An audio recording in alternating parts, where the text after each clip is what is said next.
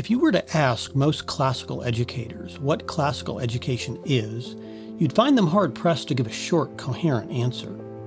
That's the way with a lot of movements. It's easy to get swept up in the enthusiasm, but when asked to formulate what it is that excites you, it's hard to articulate.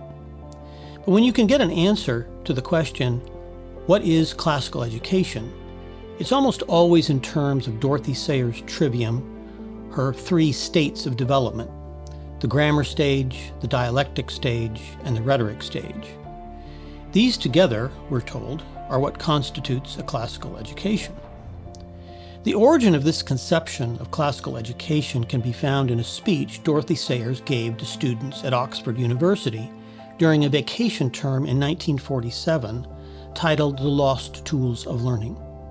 In her speech, Sayers discussed 3 states of development every child proceeds through in the course of his education. There is the Paul Parrott or grammar stage, which roughly approximates what we would consider grammar school, and emphasizes observation and memorization. The second, Pert or dialectic stage, begins when children start to contest and argue. Then comes the rhetoric or poetic stage. Synthesis is the dominant mode in the rhetoric stage.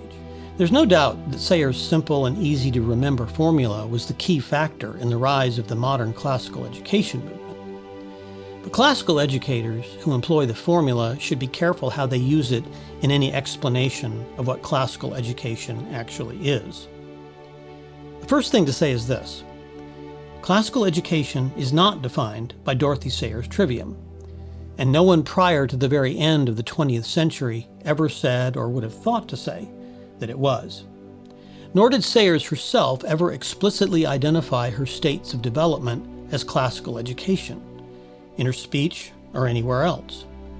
In fact, the term classical education does not even appear in her essay. Sayers' trivium is only about 70 years old, while the origin and practice of classical education goes back well over 2 millennia. Hers, she says, is a modern trivium, with modifications. Her curriculum was not the medieval, but the neo-medieval curriculum. We should consider what is modern about her modern trivium and what is neo in her neo-medieval curriculum.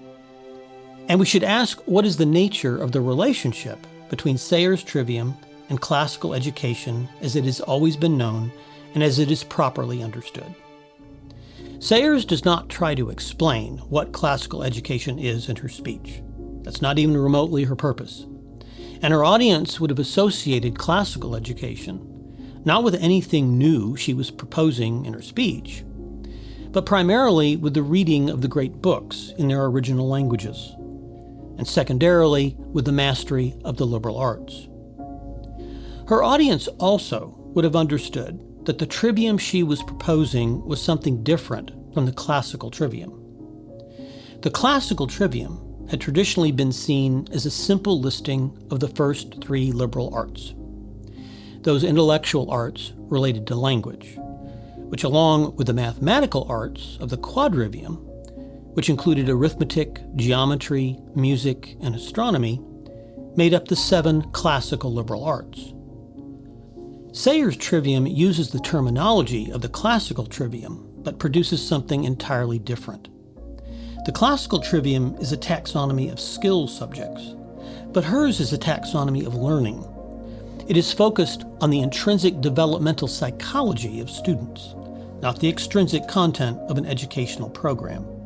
Sayers' move constitutes a Copernican shift in the understanding of education by making the subject of her taxonomy not knowledge, but the process of learning. Not what, but how children learn. And what is, if not non-classical, then at least somewhat new and unique, is the position her taxonomy occupies in her overall philosophy of education. Sayers' approach to education was very much in line with the psychological emphasis of the later 19th and early 20th centuries, as it was manifested in John Dewey's psychological educational emphasis. Like Dewey, Sayers' educational philosophy is child-centered. Her trivium is framed, as she herself states, in terms of modern child psychology. This is one of the huge shifts in emphasis that marks off modern thinking from distinctively classical thinking. No educator before the 19th century would have thought to even frame education in this way. Sayers, like Dewey, places the process of education above its content and purpose. We moderns are obsessed with methodology. We think that the way we do something is just as, if not more important, than what we are doing or why we're doing it. The ordinary pupil, whose formal education ends at 16, she says, will take the trivium only. In other words, Sayers is advocating an education in which the process of learning constitutes its entirety. In the grammar stage, she says that the material studied is only of secondary importance. She goes on to say that subjects are all to be regarded as mere grist for the mental mill to work upon. For Sayers, the tools of learning are not just the tools, but the totality.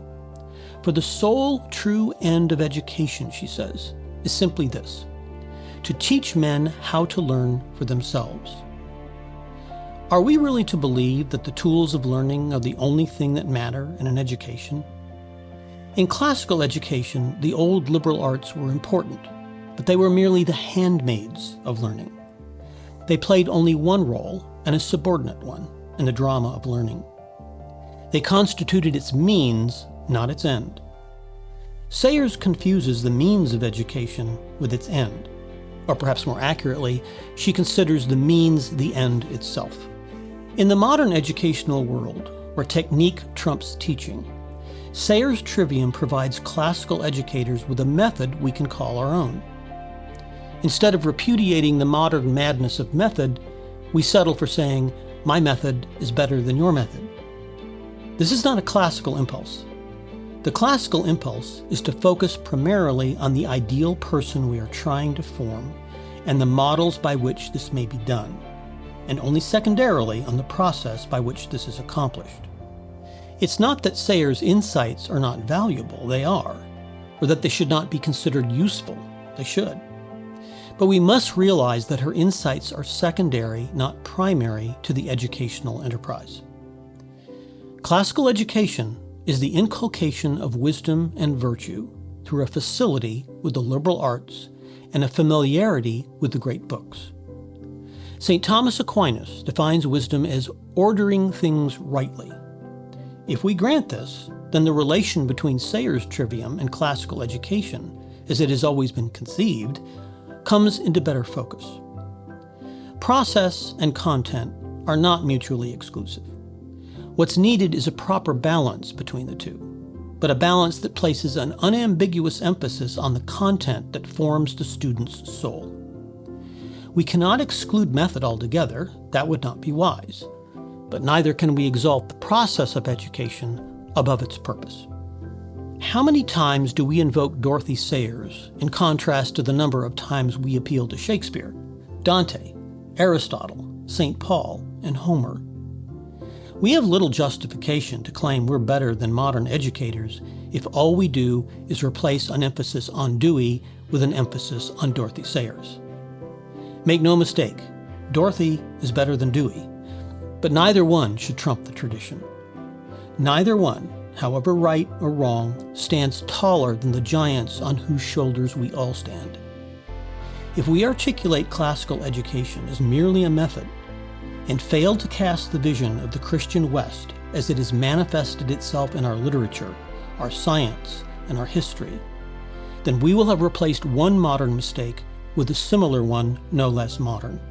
We live in the cultural twilight of a great civilization in which a growing darkness is increasingly blinding us to the wonders of creation and the nature of who we are as beings created in the image of God. It's a battle that will require far more than a mere method.